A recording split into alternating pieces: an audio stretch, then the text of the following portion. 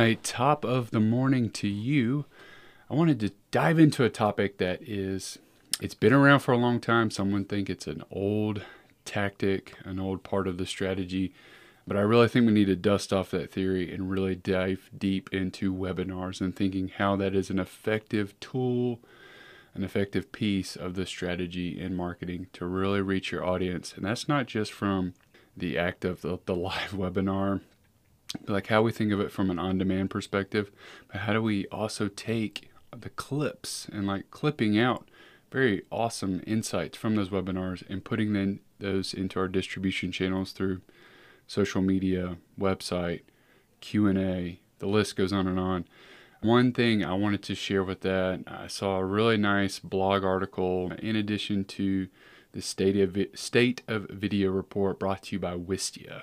If you've heard of Wistia, I'm a big fan of Wistia's for a long time, but Wistia is a video marketing, a video hosting platform. This is an all-in-one video marketing platform. I've used them in a couple of different companies. They have a really awesome integration with marketing automation platforms like HubSpot. They have a good integration with Salesforce CRM. It's just a nice, just really, really sharp video player that's useful for video marketers. But they also have a webinar platform called Wistia Live, which I've used. I was part of even a beta user and getting feedback through the product. And I saw success with it and how it integrated with our HubSpot CRM and HubSpot marketing automation platform in a different company. Really excited just to jump into this information through their most recent blog on how they went when they presented this information from the State of Video report through a live webinar and what went into that. And so we'll talk about just some key things like thinking of your webinar format and keeping it a hybrid format, and then thinking how we're taking the webinar and we're making it more engaging. That's through the chat, through the Q&A, and how we mix a pre-recorded function of that and also a live piece of that. And then the last thing is how we're distributing a lot of this content post-webinar. And so I love so shout out to Sam Balter, one of the marketing reps there at Wistia, and Chris Levine and all those folks who just do a really, really good job putting content together. You can see this is the behind the scenes blog article from Wistia. And one thing I did want to highlight that I know that they put a ton of work into is this pre-recorded piece of the webinar.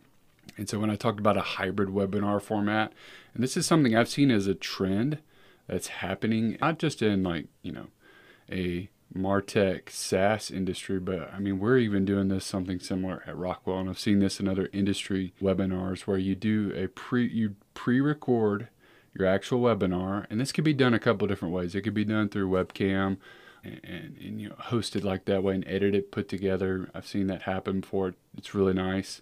But what Wistia did, what I love, is they took it in a couple of different segments. So they did like a news desk or a man on the street interview, and they put all these pieces together in a nice pre-recorded quality format.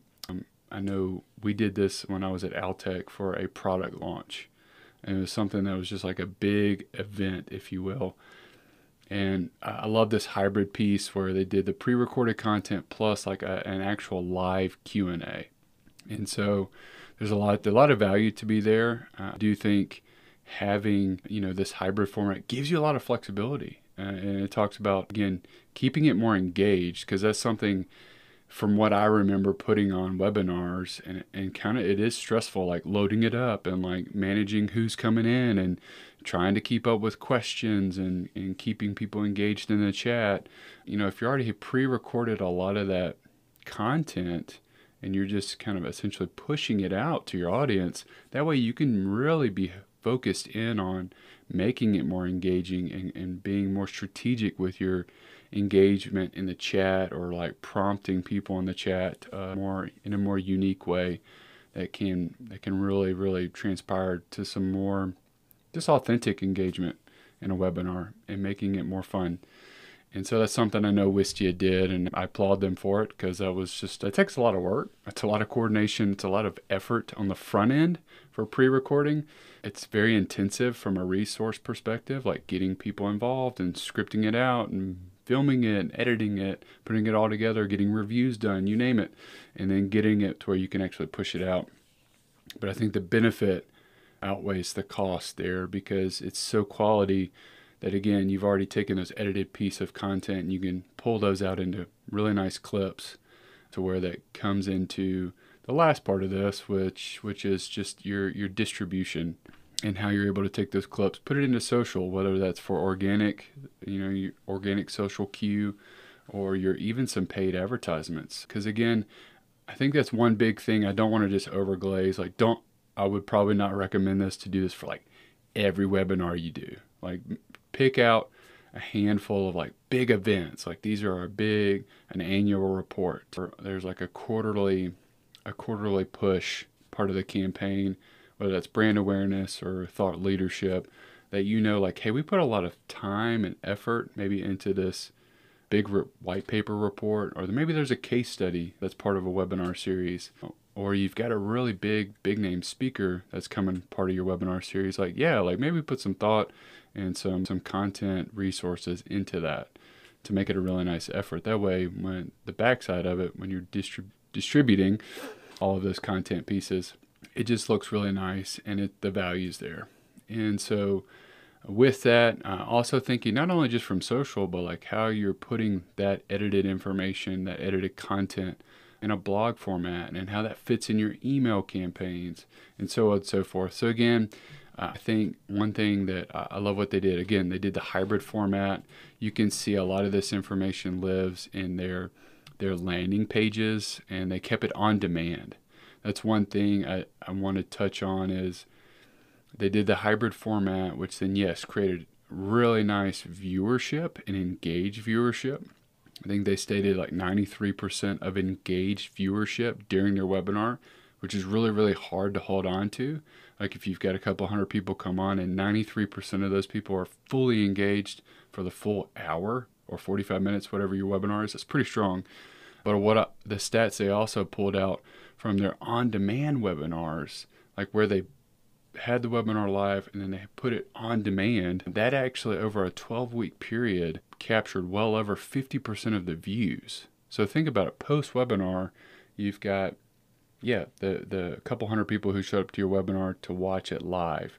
But I know I'm this person. I sign up for webinars just so I can possibly get a recording of it later, and so I can watch it on demand. And I know I'm not alone. The numbers speak for itself.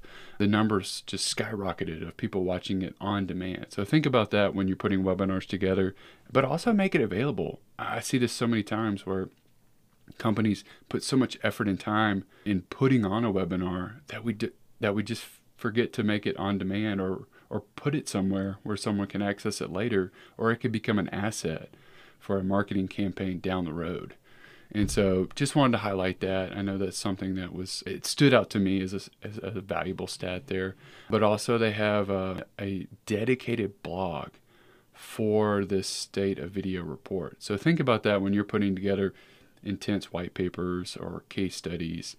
They've got this, and they've also got the edited version, like just the A+ version of the webinar, crisp down into the blog post. You can again see so 25 minutes of edited content versus on the landing page on demand. This is the full webinar, it's 52+ minutes.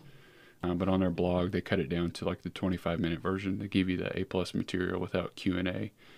And so wrapping this up, just like, hey, what are those actionable insights? So we want to just leverage the pre-recorded segments.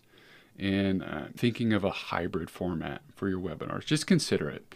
Because I do believe, creating that high quality content, yes, it's resource intensive on the front end, but the value is there on the back end. And thinking about frees you up for more engagement in the chat.